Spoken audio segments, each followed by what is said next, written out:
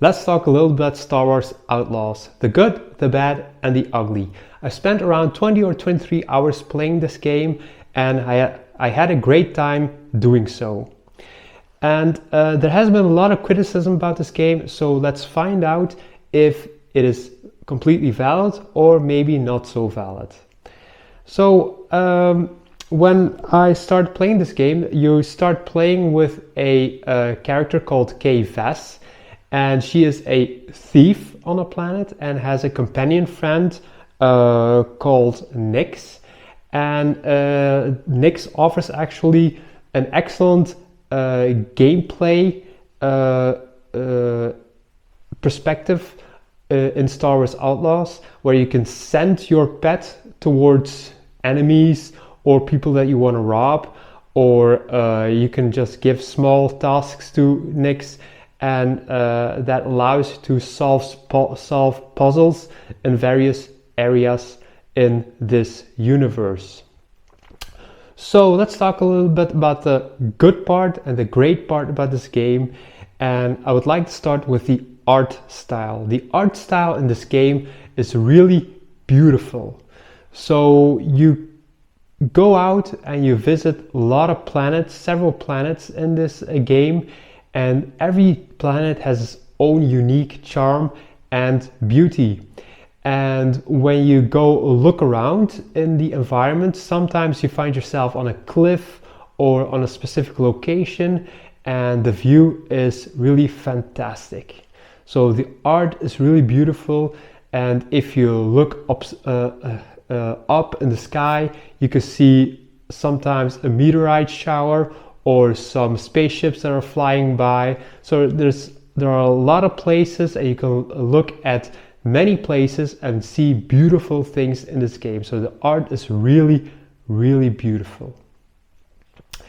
Also, the size of the maps are quite large. So when you go around the universe and go around in the worlds where you have to do your missions, it feels much bigger than in the Jedi Survivor game or the other Jedi game, A Fallen Order. And those worlds were already big, but now you have a scooter mobile that you can use to visit several places on the planet, and they're all around 2-3 kilometers apart. So you are driving around on the planet that you are visiting, and there are a lot of potential enemies around that may want to ambush you. So that gives a whole new perspective in this game, and gives you an idea that you are in a larger world, in a larger universe.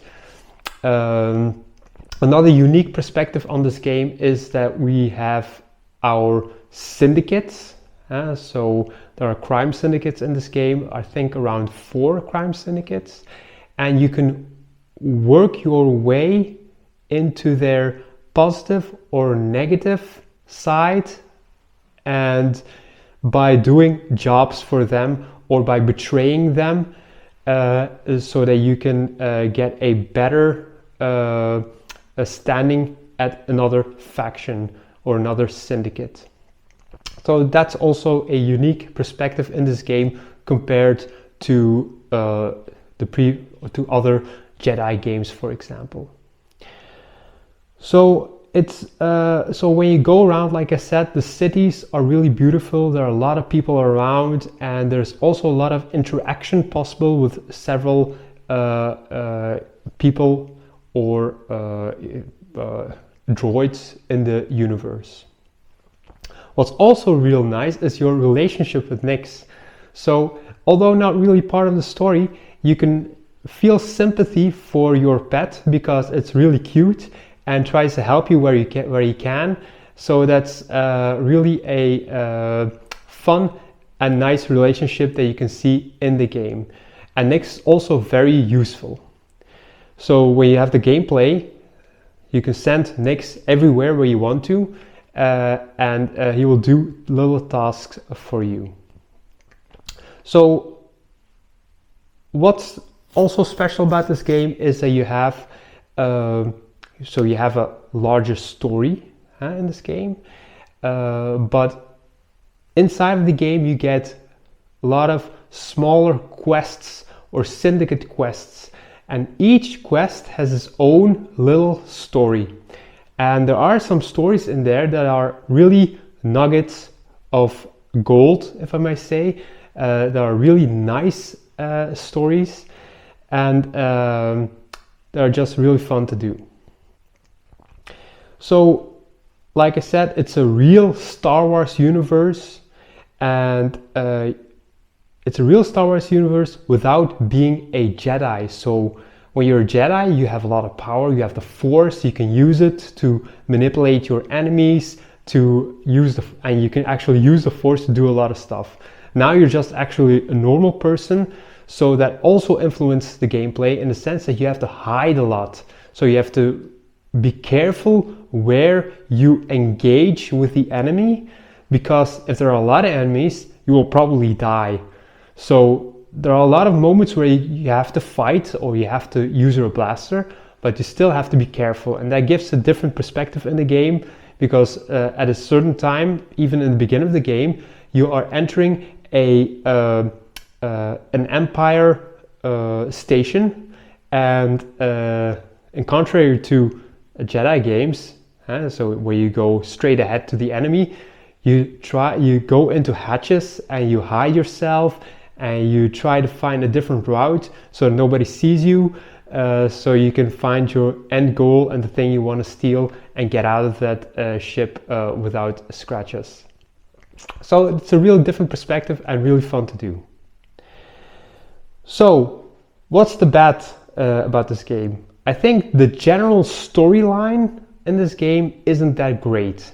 So the story begins that you are on a planet, you're a thief, but there isn't a lot of backstory. So the end goal is just to get as much money, as much credits as possible, so that you can retire with nix and just disappear. So that's actually basically the largest story, and that isn't really that compelling compared to the Jedi Fallen Order or Survivor storyline. Also, many of the Syndicate missions and Syndicate quests are not as fun as they could be, because the part stories or the partial stories that are coupled to those quests are not also very clear in the sense of what's the backstory in those quests. It's all about credits, making credits. Somebody has a job, you just take the job, you get in trouble and you try to get out of trouble, and that's it. Then you get a reward. That's it. So and sometimes the battling gets a bit repetitive, especially if you have a battle in space. I forgot to say, so that's another good part in this game, that you go actually fly into space, you control your ship, and you can actually fight your enemies. But if you have to keep fighting enemies, it's pretty much always the same, so that gets a little bit boring after a while, especially if you have multiple quests where you have to do space battles. And then let's talk a little bit about the ugly in this game. So there are a few ugly parts, and in the sense that there are bugs in this game, graphical glitches, but also some gameplay problems, I believe, in the sense that graphical glitches, I think they speak for themselves. Sometimes you just notice that your main character just starts moving around on screen for some unknown reason. I also had a situation where the game just went really slow, so that you almost couldn't move in the game. So I had to leave the location so that the game could have its normal rate, so normal speed of operation. And that's really a downside. Another difficulty and another ugly part of this game if I can call it that way, is the story progression. So what I tried to do while playing this game was only follow the story missions, because I like to follow the storyline and do the quests that are related to the story. But at a certain moment, I was around 80% of the game, I could not progress. I had a final mission open in my journal, but I couldn't do it. So it was unclear if I went to the location of the quest, there was nothing there. So I had to look online, what am I supposed to do? Apparently you have to do a few Syndicate quests, which ones are still unclear to me. I finished a few. You don't have to do all of them, but there are specific few that you have to do in order to progress.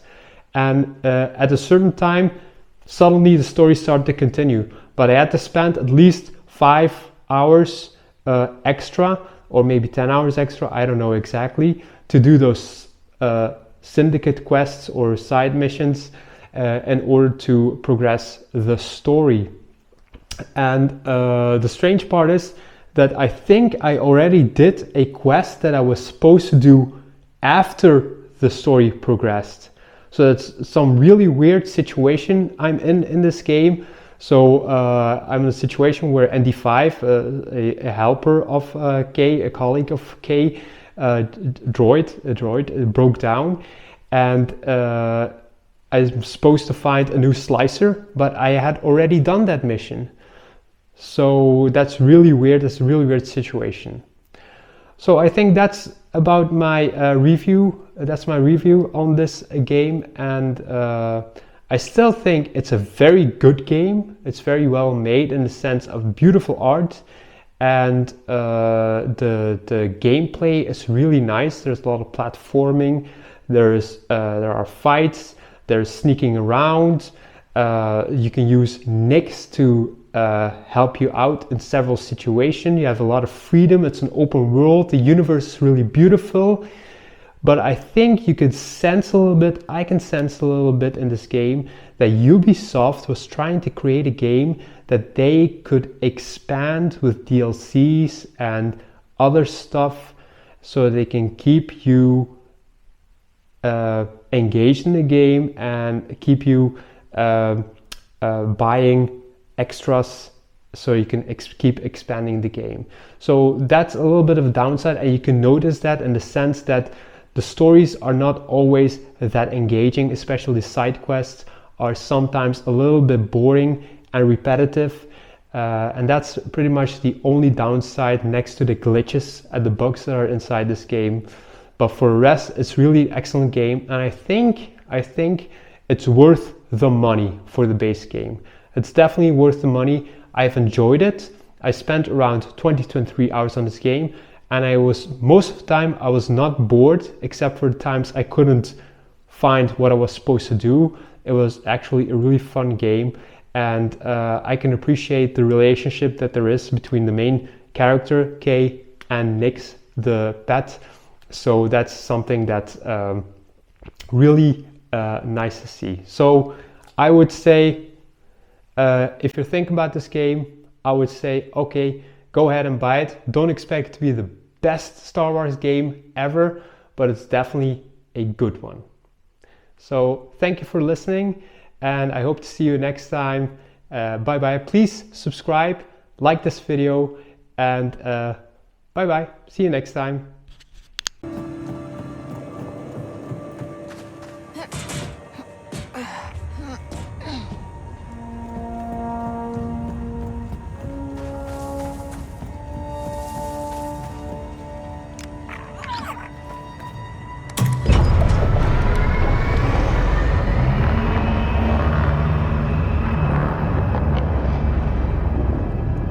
Okay, reactor's up.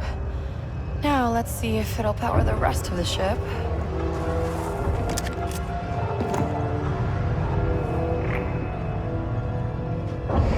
Okay, I think we gotta climb up to the top.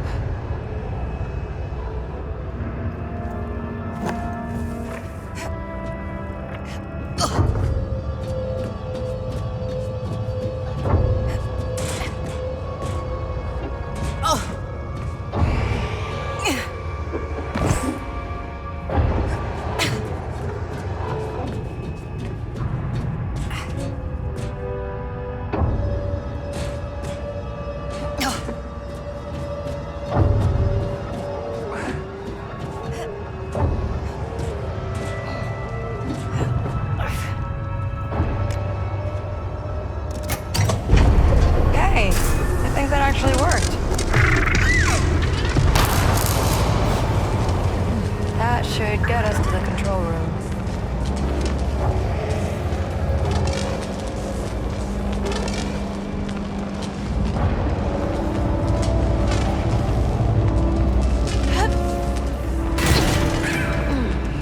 Yeah, that hurt.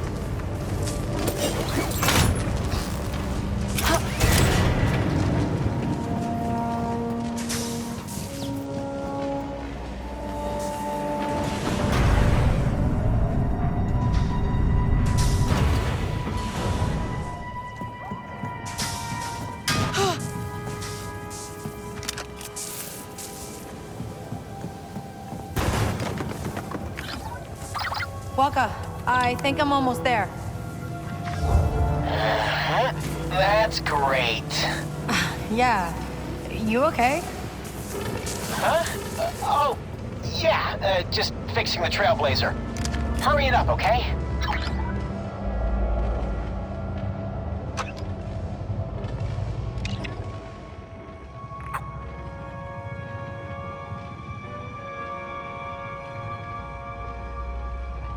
Huh. Pretty old.